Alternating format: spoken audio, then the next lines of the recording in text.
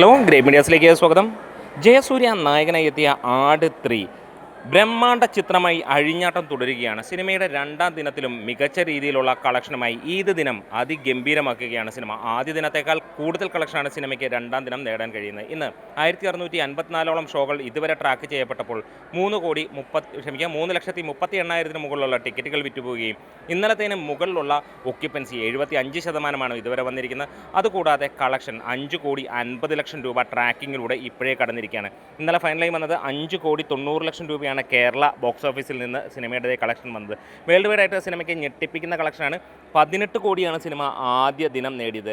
രണ്ടാം ദിനത്തോടെ സിനിമ ഏകദേശം 40 കോടി കടക്കുമെന്നുള്ളത് ഉറപ്പിച്ചിരിക്കുകയാണ്. അതായത് മൂന്നാം ദിവസം സിനിമ തിയേറ്ററുകളിലേക്ക് വരുന്നതിന് മുമ്പ് തന്നെ 50 കോടി കടക്കും. അതായത് രണ്ടാം ദിനം തന്നെ സിനിമ 50 കോടി കടക്കുമെന്ന് ഉറപ്പിക്കാം. മൂന്നാം ദിവസത്തെ പ്രീസെയിൽ കളക്ഷൻ കൂടി കൂട്ടുമ്പോഴാണ് നമ്മൾ 50 കോടി കടക്കുമെന്ന് ഉറപ്പിക്കുന്നത്. എന്താണേലും ആദ്യ ദിനത്തിലെ ആദ്യ മണിക്കൂറിൽ പലരും ഈ സിനിമയെ തകർക്കാൻ ശ്രമിച്ചുവെങ്കിൽ അതിനെയെല്ലാം പാടെ മാറ്റിക്കൊണ്ട് ഷാജി പാപ്പനും പിള്ളേരും അലയടിക്കുന്നതാണ് നമുക്ക് കാണാൻ കഴിയുക. അതെ, അവരുടെ തരംഗമാണ് ഇന്ന് നമുക്ക് കാണാൻ കഴിയുന്നത്.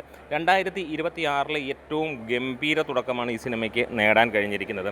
ഷാജി പാപ്പനും പിള്ളേരും ഒരു രക്ഷയുമില്ലാതെ അഴിഞ്ഞാടിക്കൊണ്ടിരിക്കുമ്പോൾ കേരള ബോക്സ് ഓഫീസിൽ നിന്ന് സിനിമ 10 കോടിക്ക് മുകളിൽ ഇതിനോടകം തന്നെ നേടിക്കഴിഞ്ഞിരിക്കുന്നു. അതായത് ആദ്യ ദിനം 6 കോടിക്ക് അടുത്താണെങ്കിൽ രണ്ടാം ദിനം 7 കോടിക്ക് മുകളിലേക്ക് എത്തുമെന്നുള്ളതാണ്. ഇനിയും മണിക്കൂറുകൾ ബാക്കി നിൽക്കുകയാണ്.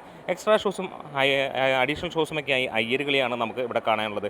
ഇപ്പോൾ തന്നെ 75% ഒക്യുപ്പൻസി ഉള്ള സിനിമ ഫൈനൽ വരുമ്പോഴത്തേക്ക് 80-85% എത്തുമെന്നുള്ളതാണ്. ഒരു പക്ഷേ 8 കോടി ടച്ച് ചെയ്താലും സംശയിക്കാൻ അല്ലെങ്കിൽ അതിനകത്ത് അത്ഭുതപ്പെടാനോ ഒന്നുമില്ല എന്ന് നമുക്ക് പറയാം. എന്തായാലും 3 ദിവസങ്ങൾ കൊണ്ട് തന്നെ സിനിമ അതിഗംഭീരമായിട്ട് കേരള ബോക്സ് ഓഫീസിൽ നിന്ന് കളക്ഷൻ നേടും.